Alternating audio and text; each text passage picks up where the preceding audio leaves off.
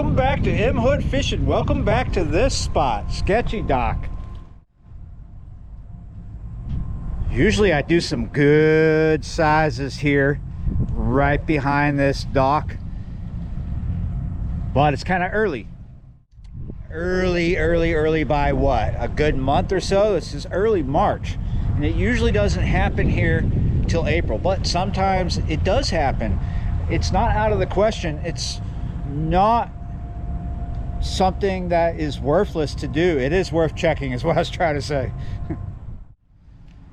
Definitely worth putting on my boots too.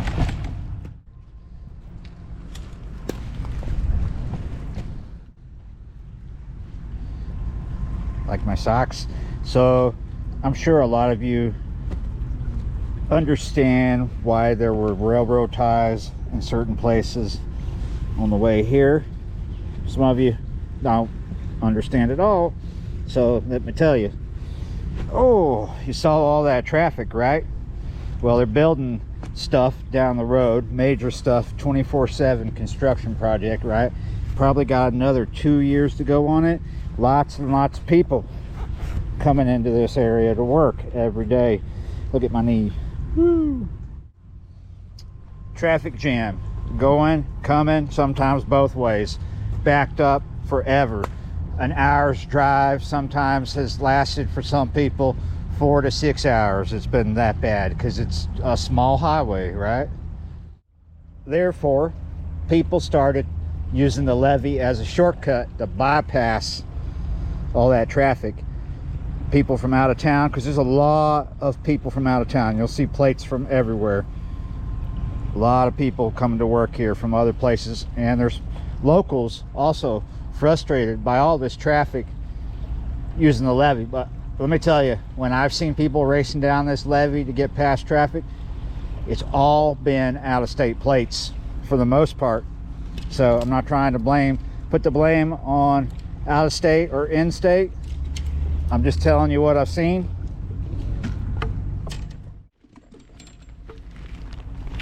They've tried doing stakeouts to give people tickets for it because it's not safe and it's not legal to drive down the levee, especially at 50 miles an hour when you're in a hurry. Totally unsafe. However, it didn't really stop people. It just, you know, created a revenue, tickets and stuff. People kept doing it. Now it looks like someone has took it in there onto themselves and put some railroad ties there. Hopefully it stops, but yeah, I don't see it stopping. Well, looky there. Love G&E, or is that GTE? Good for you. Back to the task at hand. So when we hit April, or should I say when a river hits a certain water temperature, big cats will come in from the depths. I'm having trouble talking. Anyway, you know, they come in shallow. They come in close up into flooded areas because usually the river is going to be higher. And it has been higher, but it just recently dropped from 11 down to about 8. I think that's where we're at right now, somewhere around 8, maybe a little under. So they'll come up into these areas to feed.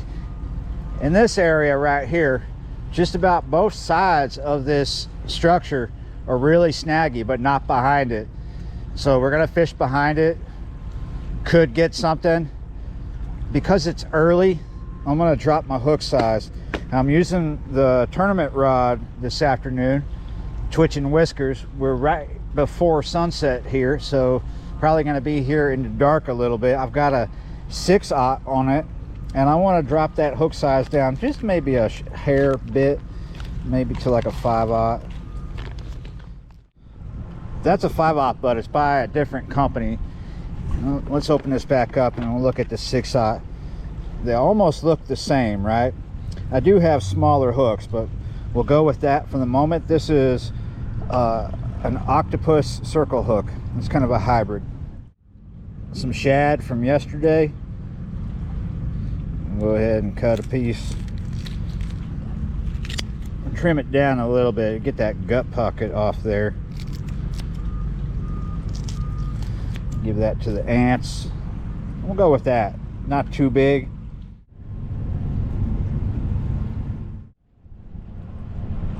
Pretty much the whole time we're gonna be here, we're gonna be hearing the Belle Chasse hum. Can you hear it?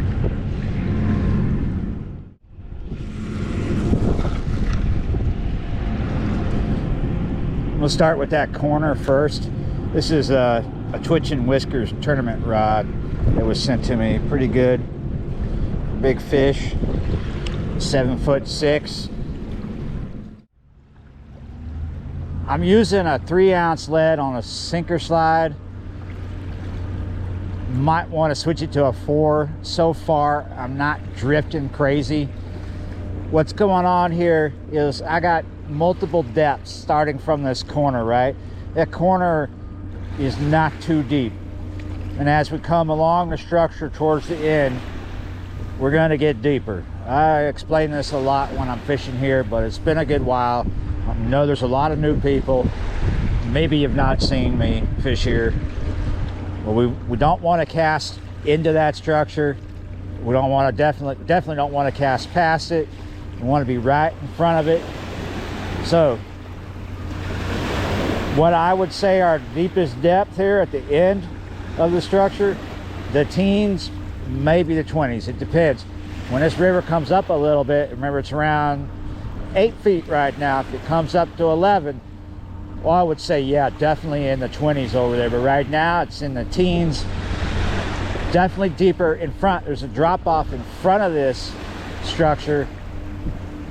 But we need to get on the structure to fish that. And believe me, there's some fast current there. This river is stable right now. It's not really dropping or rising from water coming down from north. It is, however, rising and dropping from the tide. But when you're fishing a river that is dropping or rising, your current is going to be stronger. And right now we're kind of stable, so we just watch this one rod, and only brought one rod. Keep an eye on it.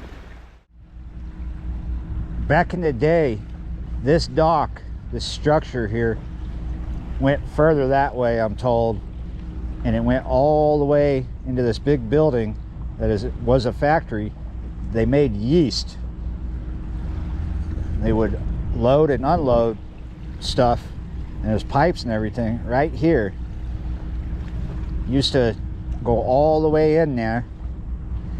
That hasn't been a yeast factory for a good amount of time. It is being used, but it sat empty, abandoned for a long time before someone started doing anything over there.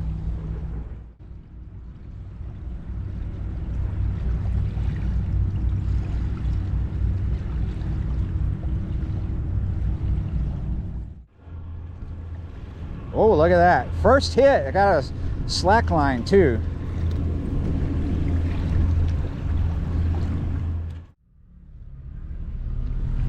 I was having a conversation with someone who strolled up on their bike when I had that hit. It's been a few minutes. I'll give it just a few more, and I want to pull it up and check it.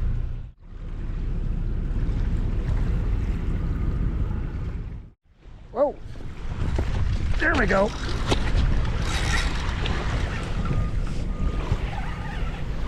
There we go. There we go.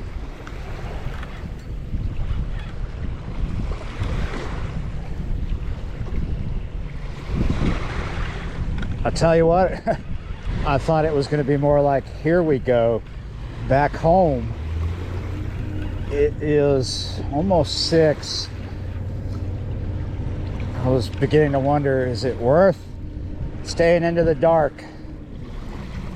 I'm sure the dogs would appreciate me coming home early, but now we don't have to come home with the tail tucked between the legs. I got something out of here. It's still early. It's not crazy. This is my second bite, first fish up here. Definitely bigger than anything I did the other day which would be yesterday for me. Bigger than what I did on the ICW recently, but not by much, not by much. This is why I put my boots on. I am not going to put this on the scale. I'm going to guess at about 13 to 15 pounds, somewhere in there. Good hook set in the corner of the mouth here.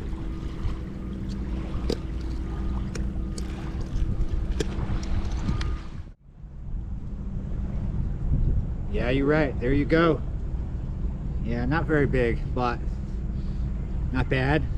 Not bad, because I thought we weren't going to do anything here. But yeah, you're right. Look forward to more muddy looking fish at this particular spot coming up soon. Yeah, you're right. Let's spend a little more time here and then jet. Ooh, a little soft, a little sinky. Whoa, it's like walking through molasses. I'm walking through this mud. Let's see if you can just... There he goes. He was ready. After a bit of inspection, same bait, right back out there. It's not too tore up. I can feel things changing out here. It was 78 degrees not too long ago, but it's dropping fast and the wind is picking up here and there. Tomorrow is supposed to, which would be Friday for me, but you guys are probably seeing this on a Saturday. Anyway, tomorrow is supposed to be really severe weather. So this is actually my second video today, so that's why I did 2 videos today. Won't be able to fish tomorrow. Maybe I will be. Hopefully I get another fish here. I don't think I'm staying too much longer.